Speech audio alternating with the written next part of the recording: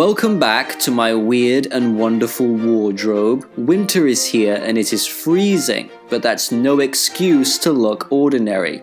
I have a bit of a task at hand.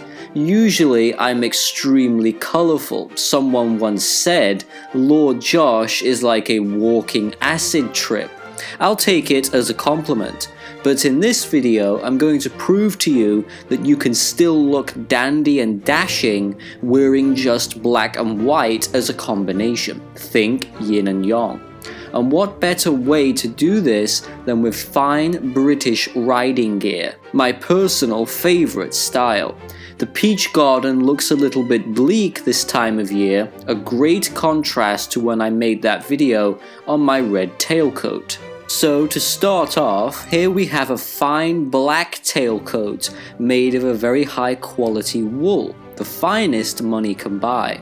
The fabric itself is suited for this time of year. It's thick, fairly heavy, and it will keep the cold out with class. Thankfully, the fabric isn't too thick because I can still enjoy the massaging function in my Jaguar, oh yes. This coat has the classic tailored fit, not too tight or too loose, just slightly fitted over the body to achieve an effortless look. I think you will always walk a fine line between making a coat too baggy or just too tight. We live in an age where all men's suits look like wetsuits, literally painted onto the body. I have never been a fan of that look myself. I much rather prefer this. I'm old money, you see. Two fine tails hang down at the back. Don't you dare ride my coattails, I'm warning you. This wolf head cane could do some serious damage. The tails are there so that when you are horse riding through the shires of England, you are comfortable and stylish. When a gentleman sits down on his throne, it is proper for him to pick up the tails before he sits. I love the big dramatic peak lapels on the tailcoat.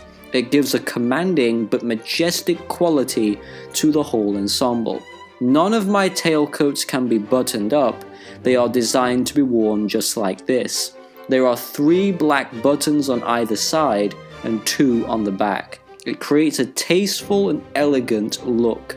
Some of you love tailcoats, but you've often said to me, there is no way I could pull off the red one, Lord Josh. So try the black one instead. In my opinion, every single gentleman must have at least one black tailcoat in his wardrobe. It is a requirement. It is the true definition of grace and beauty. Underneath the tailcoat, I am wearing a wonderful crisp white ruffled dress shirt with very exaggerated ruffles. This is indeed a very formal shirt, but it's also great for riding gear because it's quite thick. I love the crispness of the white under the black tailcoat. I think it looks marvelously spiffy. It's a regular fitted shirt, meaning I'm not going for that wetsuit look. And just look at the black jabot and how wonderful it looks on top of the white shirt. It adds another layer of refinement to the attire. This jabot has a slight dark pattern in the fabric, and on the jabot I have a nice black decorative brooch, which is the icing on the cake. This brooch is not gaudy or overly showy. It has the right amount of restraint and sophistication to it. Remember, this style isn't supposed to be tacky, it's supposed to be tasteful. Now you'll notice on this outfit, I'm not wearing any belt. I'm going for the clean look. Maybe I will add a belt in the future, but right now I don't want to clutter this style. I think it looks great with the unbroken white. Going into the white joppers, speaking of joppers, let's talk about these. Clean and serene, aristocratic riding trousers. I'll let you into a secret of mine. I absolutely love riding trousers. I love all colors and styles. I especially like the classic ones like these here. These are known as show joppers, usually worn during prestigious horse events. The white color is very flattering on the legs. You've heard me mention this before. but the whole point of joppers is to give the impression of long, slender legs. This is a very attractive trait in upper-class men. Thankfully, I was born into a good family. My legs certainly make a statement.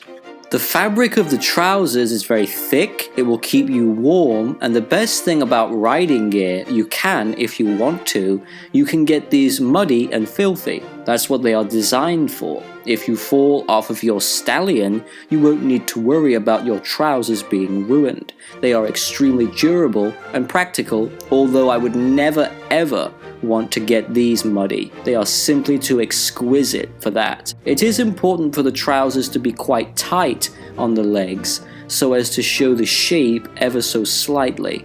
Now onto the boots.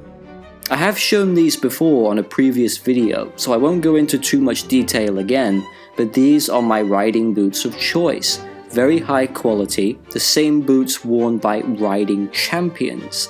When you watch high-level events, you will see the very best of the best wearing boots like these. They hug the ankles and legs very well and provide a lot of support when riding, and above all, they look exceedingly elegant. Now I haven't forgotten the white hat. I've opted for this stunning white one because why not? It looks fantastic and it goes nicely with the whole black and white continuous theme we've got here. I think I've got quite a good knack for making my clothes fluid and everything flows in perfect harmony as it should. It's all synchronized and balanced. That is the mark of a good outfit. So thank you for watching this everyone, hope you've all enjoyed it. Happy riding and I'll see you soon.